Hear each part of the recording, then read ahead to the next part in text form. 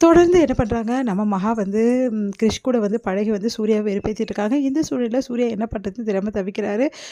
மகா வந்து ஊருக்கு போயிட்டா வந்து நான் எப்படி இருப்பேன்? மகா இல்லாம என்னால இருக்க முடியாது அப்படின்னு சொல்லிட்டு உணர்றாரு சூர்யா. இந்த சூழ்நிலையில சூர்யா ஒரு யோசனை பண்றாரு. மகா வந்து கிரிஷ் கூட சேர்ந்து இந்த மாரி நம்மள வெறுப்பேத்துறா. அதனால வந்து எப்படியும் கிரிஷும் மகாவும் வந்து நம்ம வெறுப்பேத்தணும் அப்படின்னு சொல்லிட்டு முடிவு பண்றாரு. இந்த சூழ்நிலையில சூர்யா வந்து என்ன பண்றாரு, மகா கிட்ட "நீ வெளிநாட்டுக்கு போ. எந்த பிரச்சனையுமே கிடையாது. நல்லா கோர்ஸ் பண்ணு. அந்த கோர்ஸை கம்ப்ளீட் பண்ணு.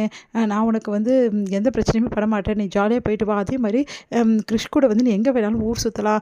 எந்த பிரச்சனையும் கிடையாதுன்னு சொல்லிட்டு கிரெடிட் கார்ட்லாம் குடுக்குறாரு. இத பார்த்த மகா மனசு கஷ்டப்படுறாங்க. ஏன் இப்படி பண்றாருன்னு சொல்லிட்டு, அடுத்து வந்து ஐஸ்வர்யா சொல்றாங்க, இப்படியே இந்த வேலைக்காவது ஏதாவது ஒரு வந்து அதிரடியான ஒரு விஷயம் பண்ணா தான் சூர்யா அடங்குவாரு அப்படின்னு சொல்லிட்டு டைவர்ஸ் நோட்டீஸ் ஒண்ணு மகா கிட்ட சைன் பண்ணி குடுக்க சொல்றாங்க. அதன்படி மகாவும் வந்து சைன் பண்ணி சூர்யா கிட்ட குடுக்குறாங்க. அத பார்த்து சூர்யா அதிர்ச்சி அடைகிறாரு. அவரால சாப்பிட கூட முடியல. என்ன பண்றதுன்னு தெரியாம தவிக்கிறாரு. நீங்க ஈவினிங் வந்து உங்க முடிவ சொல்லுங்க. இதுக்கப்புறம் உங்கள நான் கஷ்டப்படுத்த விரும்பல. நீங்க வந்து விரும்பின மாரியே வந்து உங்க வாழ்க்கைய அமைச்சுக்கலாம்னு சொல்லிட்டு மகா சொல்லிர்றாங்க. மகாவா இப்படி சைன் பண்ணி குடுத்தா என்னால நம்பவே முடியலையே அப்படின்னு சொல்லிட்டு மனசு கஷ்டப்பட்டு சூர்யா வந்து அந்த டைவர்ஸ் பேப்பர ஆஃபீஸ்க்கு எடுத்துட்டு போறாரு. அங்க வந்து அத பார்த்துட்டு வந்து ஸ்வேதா வந்து அவருக்கு அட்வைஸ் பண்றாங்க. இங்க பாரு சூர்யா, உனக்கு மகா வந்து ஒரு நல்ல ஒய்ஃபா கிடைச்சிருக்கா. வீட்டையும் பார்த்துக்கிறா, உன்னையும் பார்த்துக்கிறா. அந்த அளவு வந்து உன் மேல அவ்வளோ அக்கறையா இருக்கா. அவகிட்ட வந்து நீ இந்த மாரி வந்து ஏடாகூடமா நடந்துக்கிறதால தான் இப்ப வந்து அவர் டைவர்ஸ் பேப்பரே குடுக்குறா. இந்த அளவு ஒரு பொண்ணு மனசு எவ்வளோ தூரம் காயப்பட்டிருந்தா, அவ இந்த மாரி டைவர்ஸ் பேப்பர சைன் போட்டு குடுத்துருப்பா. உனக்கு பிரச்சனை வரக்கூடாதுன்னு சொல்லிட்டு, இந்த மாரி ஒய்ஃப் கிடைக்க நீ குடுத்து வச்சிருக்கணும். நீ மிஸ் பண்ணிடாத மகாவ. எனக்கு நல்லாவே தெரியும். மகாவ நீ லவ் பண்ற. உன் மனசு ஃபுல்லா மகா தான் இருக்கா. ஆனா அத வந்து வெளிப்படையா உன்னால ஒத்துக்க முடியல. இதான் பிரச்சனை அப்படின்னு சொல்லிட்டு ஸ்வேதா சொல்றாங்க. உடனே மகா பத்தி யோசிக்கிறார் சூர்யா. இந்த முதல்ல நினச்சி பார்த்தது, அவங்க கூட பழகுனது எல்லாத்தையும் நினச்சி பார்க்குறாரு. ஆமாம், மகாமதி ஒரு அற்புதமான பொண்ணு. இந்த உலகத்தில் யாருமே இருக்க முடியாது. அவகிட்ட எந்த குறையுமே கண்டுபிடிக்க முடியாது. நான் தான் இவ்வளோ நாள் முட்டாள்தனமாக இருந்திருக்கேன். மகா வந்து நான் விரும்பி கூட அவகிட்ட சொல்லாமல் இருந்திருக்கேன். என் வாழ்க்கையை நான் பாழ் பண்ணிகிட்ருக்கேன். மகா தான் எனக்கு ரொம்ப முக்கியம். அவள் இல்லாத ஒரு வாழ்க்கையை நான் நினச்சி கூட பார்க்க முடியாது அப்படின்னு சொல்லிட்டு சூர்யா வந்து தான் தவற உணர்ந்து வந்து முடிவெடுக்கிறாரு. மகா கிட்ட வந்து நம்ம விரும்புகிறத சொல்லணும். என் மனசு ஃபுல்லாக நீ தான் இருக்க மகா. உன்னை தவிர யாருமே கிடையாது. நான் வந்து உன் கூட சேர்ந்து வாழணும் விரும்புகிறேன்னு சொல்லணும். இதுக்கப்புறம் மகா கூட சேர்ந்து நான் வாழணும். என் வாழ்க்கையை நல்லபடி நான் வாழ போகிறேன்.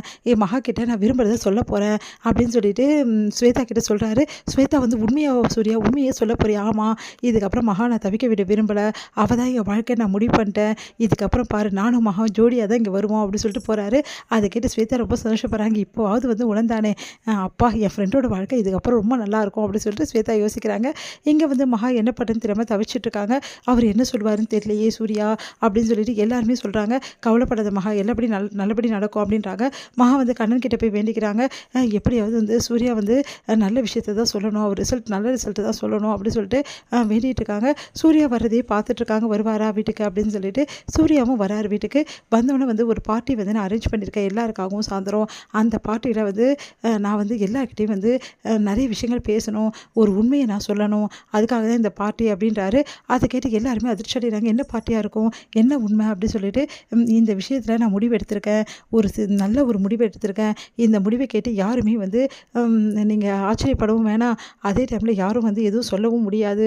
இது என்னோட சொந்த முடிவு, என் மனசில் பட்டதை நான் முடிவு எடுக்கேன். இது அம்மா கூட பிடிக்காமல் இருக்கலாம், யாருக்குமே வீட்டில் பிடிக்காமல் இருக்கலாம், ஆனால் இருந்தாலும் இது என்னோட மனசில் உள்ள முடிவு.